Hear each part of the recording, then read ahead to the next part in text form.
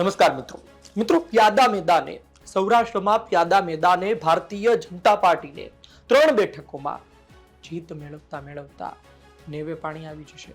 Bharatiya Janata party માટે 3 બેઠક શું દિવસે ને દિવસે મુશ્કેલ બની રહી છે?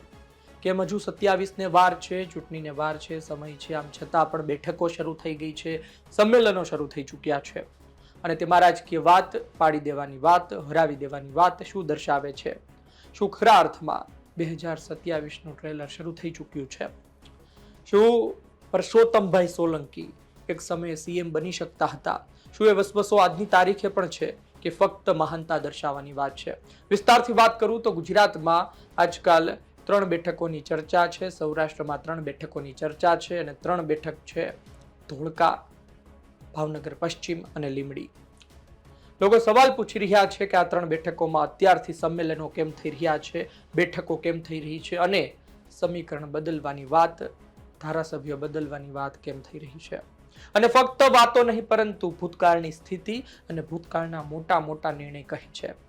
3 બેઠકો વિશે વાત કરવી છે અને આ વચ્ચે પણ વાત કરવી છે કે પરસોત્તમભાઈ સોલંકી ફરીને સીએમ બનવાની વાત કેમ કરે છે, ફરીને એ વાતને યાદ કરી લોકોને શું સાબિત કરવા માંગે છે, લોકો વચ્ચે શું મૂકવા માંગે છે। પહેલા આપણે 3 બેઠક લઈ લઈએ, આ વચ્ચે વાત પણ કરી દઈએ। પહેલી બેઠક આપણે લઈએ લીંબડી વિધાનસભા। લીંબડી વિધાનસભાની ચર્ચા આપણે આ પહેલા પણ કરી હતી, આમ તો ધોળકાની પણ કરી છે, ભાવનગર પશ્ચિમની પણ કરી છે, પરંતુ લીંબડી વિધાનસભાની ચર્ચા હવે અલગ રૂપે કરવી પડી રહી છે કારણ કે ત્યાં ઉટડીમાં એક સંમેલન મળ્યું હતું અને ત્યાં યુવા નેતાઓએ તેવા નિવેદન આપ્યા છે કે આપણે જે તે વ્યક્તિને હરાવી દેવાના છે અને બેની લડાઈમાં ત્રીજો ફાવે છે।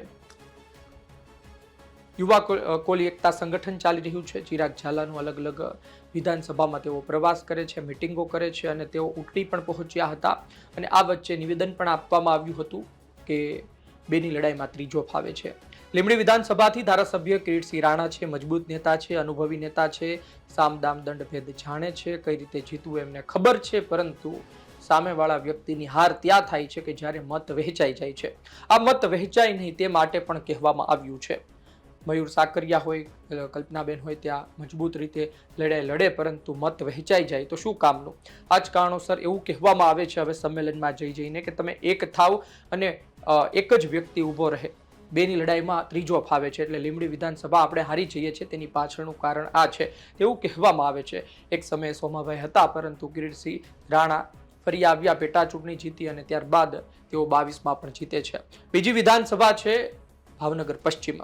ભાવનગર પશ્ચિમ એવી વિધાનસભા છે કે ત્યાંથી તમારી જીત મેળવવા માટે ખૂબ મહેનત કરવી પડે, ખૂબ રાજકીય સૂઝબૂઝ જોવે અને ત્યાં જીતુ વાઘાણી જે ધારાસભ્ય છે તેને હરાવવા સરળ નથી। સૌથી અગત્યની વાત એ પણ છે કે ત્યાં સામે જીતુ વાઘાણીની સામે કોઈ મજબૂત ચહેરો તૈયાર નથી થતો। રાજુ સોલંકી મજબૂત ચહેરો હતા, તૈયાર થઈ ચૂક્યા હતા, 22માં લડે છે પરંતુ હવે કદાચ તેઓ રાજુલા તરફ જઈ રહ્યા છે। તો ભાવનગર પશ્ચિમમાં કોણ અને શું 1-2 વર્ષમાં એ ચહેરો તૈયાર થઈ જશે? ભાવનગર પશ્ચિમની ચર્ચા એટલા માટે કરવી પડી રહી છે કે ત્યાં પણ સભાઓ થઈ રહી છે, ત્યાં પણ જીતુભાઈ વાઘાણીને હરાવવાની વાતો થઈ રહી છે અને અત્યારથી થઈ રહી છે। બેશક ત્યાં કોળી સમાજની સંખ્યા પણ તેટલી છે પરંતુ ચહેરો પણ જરૂરી છે। ન્યાય સભા મળી હતી ત્યારે તમે સાંભળ્યું હશે કે દિવસે તારા બતાવી દેવાની વાત હતી, હમણાં પાછી સભા મળી ત્યારે પણ સીધા પ્રહાર કરવામાં આવ્યા અને ગોળ વાતો નહીં, આ યુવા નેતાઓ સીધા પ્રહાર કરે છે અને એ પ્રહાર કર્યા બાદ ત્યાંની પરિસ્થિતિ બદલાશે તેવી આશા પણ રાખતા હોય છે, ત્યાંનો માહોલ બદલાશે, પરંતુ એ પછી લોકો નક્કી કરતા હોય છે કઈ રીતે મતદાન કરે, કેવા ઉમેદવારો ઉભા રહે છે। ભાવનગર પશ્ચિમ આ રીતે ખૂબ ચર્ચામાં છે। ભાવનગર પશ્ચિમથી 2012 હોય, 17 હોય, 22 હોય જીતુ વાઘાણી જીતતા રહ્યા છે। હવે જોઈએ આવનાર સમયમાં શું થાય છે। ધોળકા વિધાનસભા એવી વિધાનસભા કે જે છેલ્લા થોડા મહિનાથી ચર્ચામાં છે, એની પહેલા એટલો કોઈ એ બાબતથી એ વિધાનસભાથી લોકોને ફરક નહોતો પડતો અથવા તો લોકો એ બાબતે ચર્ચા નહોતા કરતા, પરંતુ પરસોત્તમભાઈ સોલંકીની એક પોસ્ટ કે આવનાર દિવસમાં એક મોટું સંમેલન ધોળકામાં મળશે, 1.5 કરોડ કોળી સમાજના લોકો સંગઠિત થશે અને પોસ્ટરમાં રાજકીય ક્ષેત્ર છાતી ઠોકીને લખી દેવામાં આવ્યું કે ભાઈ રાજકીય ક્ષેત્રે છે, સેવાકીય ક્ષેત્રે, રમતગમત ક્ષેત્રે તો છે જ તે, પરંતુ શિક્ષણ ક્ષેત્રે પણ છે, પરંતુ રાજકીય ક્ષેત્રે પણ છે। પછી સવાલ થવા લાગ્યો કે પરસોત્તમભાઈ સોલંકી અને બધા લોકો ઈચ્છે છે શું? ભારતીય જનતા પાર્ટીનું શાસન છે, કિરીટસિંહ ડાભી ભાજપના નેતા છે, તો પછી શું બદલાવ ઈચ્છે છે? શું એમના સમાજના નેતા મૂકવા ઈચ્છે છે? આ તમામ સવાલો થવા લાગ્યા. આમ તો 2017માં ત્યાંથી ભૂપેન્દ્રસિંહ ચુડાસમા અમુક હજાર મતે 300 આજુબાજુ મતે જીત્યા હતા. કોર્ટમાં મામલો પણ ગયો હતો. 22માં ટિકિટ પણ કપાણી અને કિરીટસિંહ ડાભી આવ્યા ટિકિટ લઈને.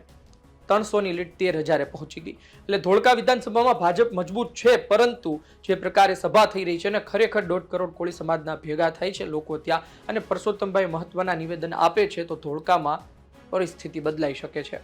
ત્રીજી સૌથી અગત્યની વાત આમાં આપણે જે કરવાની હતી એ વાત હતી પરસોત્તમભાઈ સોલંકીના નિવેદનની પણ, કે તેઓ વાત કરી રહ્યા છે કે હું સીએમ હોત, રાજકારણ કરતા નથી આવડતું, બાકી મુખ્યમંત્રી હોત. એ વાત શું છે? શું એમને વસવસો છે કે પછી લોકોને કહી રહ્યા છે? વાત તેવી છે કે ગુજરાતમાં કોળી સમાજની જનસંખ્યા ખૂબ મોટી છે અને પરસોત્તમભાઈ સોલંકી સીએમ બની પણ શકે, પરંતુ એ સમય હવે જતો રહ્યો છે. જે તે સમયે જ્યારે પરસોત્તમભાઈનો એક ચામ હતો, પરસોત્તમભાઈનો એક દોર હતો, એ દોડી શકતા હતા, એક જગ્યાએથી બીજી જગ્યાએ આરામથી પ્રવાસ કરી શકતા હતા, એ સમય હવે નથી રહ્યો. બેશક એમના સમયમાં આ પ્રકારની પરિસ્થિતિનું સર્જન થઈ શકે તેવું હોય, પરંતુ એ સમય હવે નીકળી ગયો છે અને નેતાઓએ વાત કરે એ બનતું પણ હોય છે. ભૂતકાળની વાતો નેતાઓ કરે, ભૂતકાળમાં એવા નિર્ણય કે જેનાથી ખૂબ મોટું પરિવર્તન આવી શકતું હોય પરંતુ એમણે ના લીધા હોય તે વિશે પણ વાત કરે, એમની મહાનતા દર્શાવે. પરસોત્તમભાઈ સોલંકીની એક ઉંમર થઈ ચૂકી છે અને હવે કદાચ સીએમની વાત તો દૂરની રહી, આવનાર સમયમાં વિધાનસભા ચૂંટણી લડે કે નહીં એ પણ સવાલ છે, પરંતુ એમને જે સાચું લાગે, સારું લાગે બોલી દેતા હોય છે અને આ પહેલાં પણ એમણે વાત કરી છે. જોઈએ આવનાર દિવસમાં તેને લઈને પણ શું થાય છે, પણ કહેવાનો મતલબ એ છે કે સીએમ આમનામ નથી બનાતું. જે વિધાનસભા સીટો છે તેનાથી વધારે વિધાનસભા સીટમાં એમના સામાજિક આગેવાનો જીતીને આવે તો પરિસ્થિતિ બદલાય છે. પરંતુ શું ભાજપમાં રહેલા કોળી સમાજના નેતાઓની એ તાકાત છે કે 5-10 સીટ વધારે માગી શકે? અને ભાજપ શું આપે? હમણાં વચ્ચે એવા સમાચાર પણ મળ્યા હતા કે ધારાસભ્ય તો છે પરંતુ ચાલતું નથી. આવા વાવડ પણ મળતા રહેતા હોય છે. ખેર, આવનાર સમયમાં વધુ માહિતી આપણને મળતી રહેશે. કોઈ એક સમાજનો વ્યક્તિ એમએલએ બને તો બીજા સમાજના લોકો શું કરે, આવો સવાલ હોય ઘણાનો કે ભાઈ જે તે સમાજની વાત હોય, આ વિસ્તારમાં આ સમાજના લોકો વધુ છે તો એનો એમએલએ બને તો બીજા સમાજના લોકોનું શું, એના પ્રતિનિધિત્વનું શું? નાનો સમાજ છે તો એનું શું પ્રતિનિધિત્વ આખા ગુજરાતમાં કોઈ જગ્યાએ નહીં હોય. એ વાત પણ એમની સાચી છે. ધારાસભ્ય હોય, સાંસદ હોય, મુખ્યમંત્રી હોય, કોઈ પણ હોય, એનું વ્યક્તિત્વ કેવું છે એ અતિ મહત્વનું હોય છે. એ કેટલા લોકોનું સારું કરી શકે છે એ મહત્વનું હોય છે. ફક્ત એક વર્ગ કે એક સમાજનું સારું કરી શકે તેવા નેતાની પણ જરૂર નથી હોતી, પરંતુ દરેક સમાજ પોતપોતાની રીતે સ્ટ્રેટેજી ઘડતો હોય છે, એ પ્રકારે પ્યાદાઓ મેદાન પર ઉતારતો હોય છે અને કામ કરતો હોય છે. આપનું શું કહેવું છે? કોમેન્ટ બોક્સમાં લખજો. આપ શું વિચારો છો? ધન્યવાદ.